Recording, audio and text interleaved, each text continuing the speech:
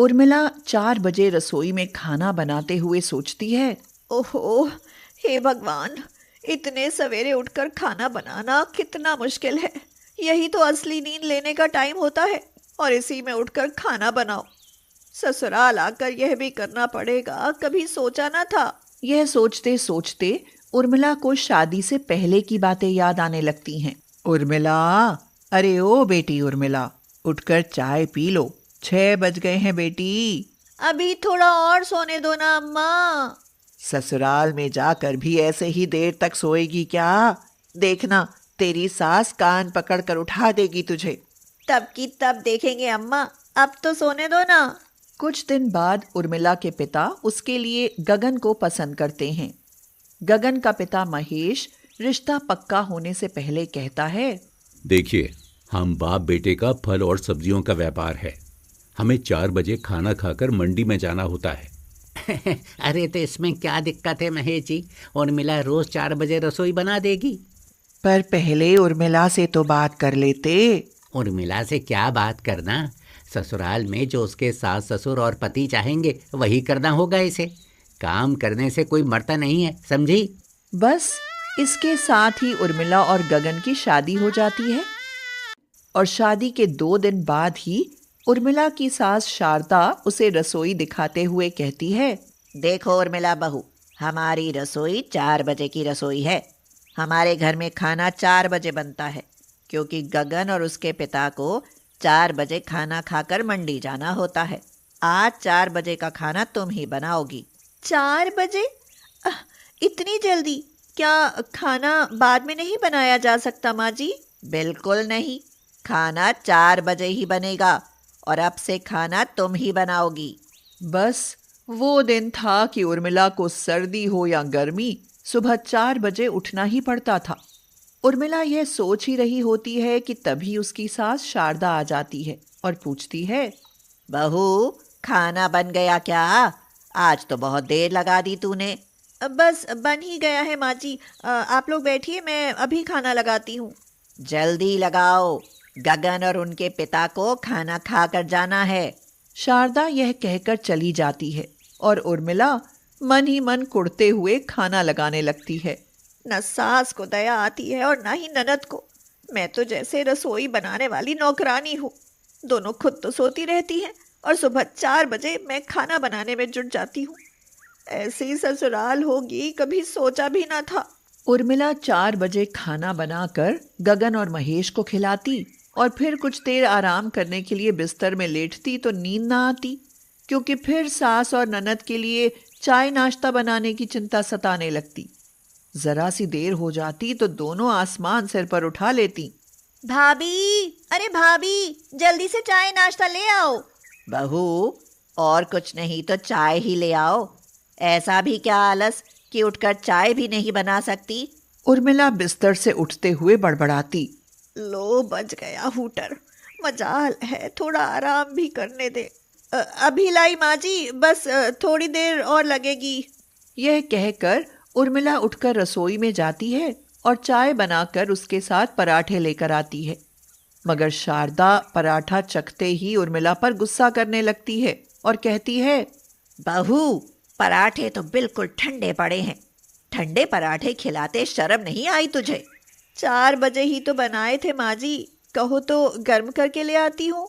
गर्म करने की जरूरत नहीं है भाभी, हमारे लिए तो ताजे पराठे बनाकर लाओ। गरम किए हुए पराठे हमें नहीं खाने। हाँ, तेरी ननद ठीक कहती है बहू, जाओ हमारे लिए 2-2 पराठे बना लाओ। जी माँ जी, अभी लाई। इस तरह उर्मिला को न चाहते हुए भी सुबह 4 बजे से पहले उठकर काम में लगना पड़ता और देर रात तक काम में लगे रहना पड़ता। सास और ननद तो बैठी हुक्म चलाती थी, मजाल है जो तिनका तक भी उठाती हो। उर्मिला दिन में आराम की कोशिश करती तो वह भी नहीं हो पाता। घर में कोई मेहमान आता तो उसके लिए भी चाय नाश्ता खाना पीना उसे ही बनाना पड़ता। अरे भाभी, क्या कर रही हो? देख नहीं रही, आराम कर रही हूँ, थोड़ी देर सोना चाहती हूँ। पर यह सोने का समय थोड़ी ना है, भला दिन में भी कोई सोता है? प्लीज सोने दो ना नेहा, सुबह जल्दी उठने से नींद ही पूरी नहीं हो पाती। मैं क्या मना करती हूँ, जितनी देर सोना है सो, पर घर में कुछ मेहमान आए हैं, पहले उनके लिए खाना बना दो। मेहमानों के लिए खाना तुम बना लो ना नेहा, मुझे थोड़ी देर सोने का समय मिल जाएगा। मुझसे तो चाय ना बने, तुम खाना बनाने की बात करती हो। उठकर खाना बना लो, समझी? इससे आगे कुछ भी बोलने की हिम्मत उर्मिला में न थी। वह किसी तरह उठकर फिर रसोई में जाती है और मेहमानों को खाना बनाकर खिलाती है। फिर सबके खाने के बाद बर्तन और रसोई की सफाई करने में लग जाती है। इधर नेहा और शारदा मेहमानों के साथ गपशप में मगन रहती हैं। बहू के आने के बाद मैं और नेहा तो समझो काम करना भूल ही गई हैं। सब काम बहू ही करती है। यह तो बहुत अच्छी बात है। तेरी बहू बहुत शरीफ लगती है, वरना आजकल की बहुएं काम ही कहाँ करती हैं। बहू से काम कराने का हुनर होना चाहिए। मुझ में हुनर है, तभी तो बहू सारे काम कर लेती है। समय बीतता जाता है और ठीक से नींद न ले पाने के कारण उर्मिला की तबीयत खराब होती जाती है। वह अंदर ही अंदर कमजोरी महसूस करने लगती है और इसी वजह से उससे ठीक से काम नहीं हो पाता। एक दिन वह चूल्हे पर दूध गर्म करती है और फिर गर्म दूध का भगोना चूल्हे से उठाकर एक तरफ रखने की कोशिश करती है तो भगोना हाथ से छूट जाता है और गर्म दूध उर्मिला के ऊपर गिर जाता है।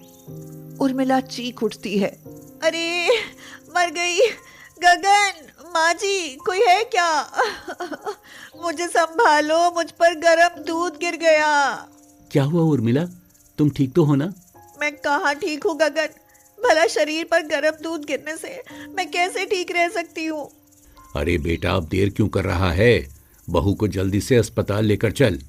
महेश के कहने पर गगन उर्मिला को लेकर अस्पताल जाता है और डॉक्टर उर्मिला की हालत देखकर कहता है, देखिए, आपकी पत्नी कुछ ज्यादा ही कमजोर हो गई है। ठीक से खाती पीती या आराम नहीं करती क्या? आप कहना क्या चाहते हैं डॉक्टर?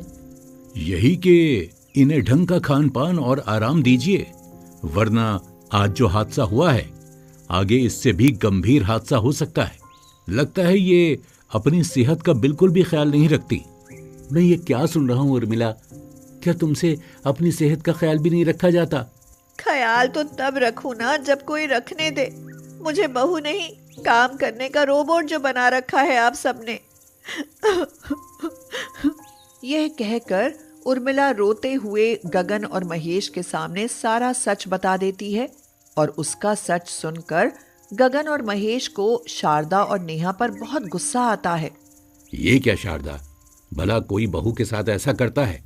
अगर घर के काम में तुम भी इसका हाथ बटाती तो क्या इसकी ऐसी हालत होती? तुम दोनों इतनी कठोर होगी, मैंने तो कभी सोचा ही नहीं था माँ। आज के बाद घर के सारे काम तुम ही करोगी। घर के सब काम यही नहीं, बहू भी करेगी बेटा। ये कहो कि सब काम ये तीनों मिलजुल कर करेंगी, अकेले बहू पर कभी नहीं थोपेंगी। माफ कर दे बहू, मुझसे बड़ी भूल हो गई। ऐसा तो कोई नौकरों के साथ भी नहीं करता जो मैंने तेरे साथ किया। पर अब ऐसा नहीं होगा। अब हम सब काम बांट कर लेंगी। और उसी दिन से महेश की घर की 4 बजे वाली रसोई शारदा, उर्मिला और नेहा मिलजुल कर खुशी खुशी चलाने लगती हैं। तमन्ना 5वीं कक्षा में 2 बार फेल हो गई। इस कारण उसके माँ बाप ने उसे आगे नहीं पढ़ाया और 18 साल की होते ही उसकी शादी करण से कर दी। लेकिन शादी के समय झूठ बोला कि तमन्ना ने 10वीं पास की है। तमन्ना, मैं तुम्हें पाकर बहुत खुश हूँ। मुझे तुम्हारी जैसी लड़की ही चाहिए थी, जो पढ़ी लिखी होकर मेरे घर को संभाल सके। तमन्ना के दिल पर बहुत बड़ा बोझ था। वह कैसे बताती कि जिसे वह पढ़ा लिखा समझ रहे हैं वह केवल 5वीं फेल है। अरे, तुम तो किसी सोच में पड़ गई। अच्छा खैर छोड़ो, ये बताओ आज खाने में क्या बनाया है? अभी तो कुछ नहीं बनाया, बस बनाने जा रही हूँ। अच्छा हुआ नहीं बनाया। वैसे भी आज मेरा वेज बिरयानी और पनीर विद स्टफ्ड नान खाने का मन है। आज खाने में वही बना लो। तमन्ना को तो समझ ही नहीं आया कि करण ने कहा क्या है। तमन्ना हिचकिचाते हुए बोली, क्या क्या कहा आपने? अरे वेज बिरयानी और पनीर विद स्टफ्ड नान, और क्या कहा? जाओ जल्दी बना लो, बहुत तेज भूख लगी है। तमन्ना आप क्या करे, किससे पूछे? इतनी सारी अंग्रेजी उसे आती कहाँ थी। वह रसोई में गई और खड़ी होकर रोने लगी। तभी वहां उसकी सास उर्मिला आ गई। बहू को रोते देख उसने पूछा, अरे बहू, क्या हुआ, रो क्यों रही हो? तमन्ना आंसू पोंछती हुई बोली, माँ जी, इन्होंने मुझसे खाना बनाने के लिए बोला है और जो ये खाना चाहते हैं वो मुझे बनाना नहीं आता। अरे ऐसी क्या फरमाइश कर दी करण ने? तमन्ना क्या कहती, जोर जोर से रोना शुरू कर दिया। उसके रोने की आवाज सुनकर करण भी रसोई में आ गया। उर्मिला ने डांटते हुए उससे कहा, खबरदार करण, अगर मेरी बहू से कुछ उल्टा सीधा बनवाया तो। माँ, मैंने ऐसा क्या बनवा लिया? अरे मैंने तो सिर्फ वेज बिरयानी और पनीर विद स्टफ्ड नान के लिए कहा था। हाँ हाँ ठीक है, ये सब उसे बनाना नहीं आता। बेचारी गांव की है, भला वहां ये सब कहाँ बनता होगा। ठहर जा, मैं ही बना देती हूँ। बहू तुम चुप हो जाओ। उस दिन तो बात टल गई। कुछ दिनों बाद करण और तमन्ना बातें कर रहे थे। तमन्ना, मैं चाहता हूँ कि जब हमारे बच्चे हों तो मैं उन्हें खूब पढ़ाऊँ, लिखाऊँ और उन्हें बड़ा आदमी बनाऊँ। ये जिम्मेदारी तुम्हारी रहेगी। जहाँ पढ़ाई लिखाई की बात आती, वहीं तमन्ना की तो सांस अटकने लगती। उसका मन किया कि वह करण को सब कुछ सच सच बता दे। वह बोली, सुनो जी, अगर मैं पढ़ी लिखी ना हूँ तो हो सकता है 5वीं फेल हूँ और झूठ बोलकर आपसे शादी की हो। व्हाट्स नॉनसेंस तमन्ना। तमन्ना चौंक गई कि शायद फिर से करण ने कुछ खाने का नाम लिया है। वह जल्दी से उठी और बोली, मुझे ये बनाना नहीं आता, मैंने कभी बनाया भी नहीं है। माँ जी से पूछकर बनाकर लाती हूँ। Oh my god, are you mad Tamanna? अभी देखती हूँ रसोई में जाकर। करण ने उसका हाथ पकड़ते हुए कहा, क्या तुम्हें सचमुच समझ में नहीं आ रहा कि मैं क्या कह रहा हूँ? तमन्ना हिचकिचाते हुए बोली, समझ में तो आ रहा है, पर मैंने ये कभी बनाया नहीं है। करण को समझ नहीं आया कि आखिर हो क्या रहा है। क्या तमन्ना सचमुच अनपढ़ तो नहीं? उसने कुछ सोचा और अपनी फाइल उठाकर लाया। उसने तमन्ना से कहा, तमन्ना, मुझे इस फाइल पर तुम्हारे सिग्नेचर चाहिए। अब तमन्ना के पास कोई रास्ता नहीं था। वह फूट फूट कर रोने लगी और बोली, मैं पढ़ी लिखी नहीं हूँ जी, मैं सचमुच 5वीं फेल हूँ। मुझे माफ कर दो, ये बात मैंने आप सबसे छिपाई। ये सुनकर करण के पैरों से जमीन खिसक गई। उसने खुद को बड़ी मुश्किल से संभाला और तमन्ना को खींचकर बाहर ले आया और चिल्लाता हुआ बोला, माँ, पिताजी, बाहर आइए। अरे आपने इस अनपढ़ से मेरी शादी कर दी। मैं इसे यहाँ 1 मिनट बर्दाश्त नहीं कर सकता। निकल जाओ यहाँ से। क्या ये अनपढ़? मैं समझी नहीं। अरे माँ, ये 10वीं पास नहीं बल्कि 5वीं फेल है। बेटा शांत रहो, शांत रहो, मुझे बात करने दो। बहू, क्या करण जो कह रहा है सही कह रहा है? तुम 10वीं तक नहीं पढ़ी? पिताजी, मैं 5वीं में 2 बार फेल हुई, इसीलिए मेरे बाबूजी ने समझाया था कि 5 और 5 10 होते हैं। और जब 5वीं में 2 बार फेल हुई तो मैं 10वीं पढ़ी हो गई। मुझे पहले इतनी समझ नहीं थी।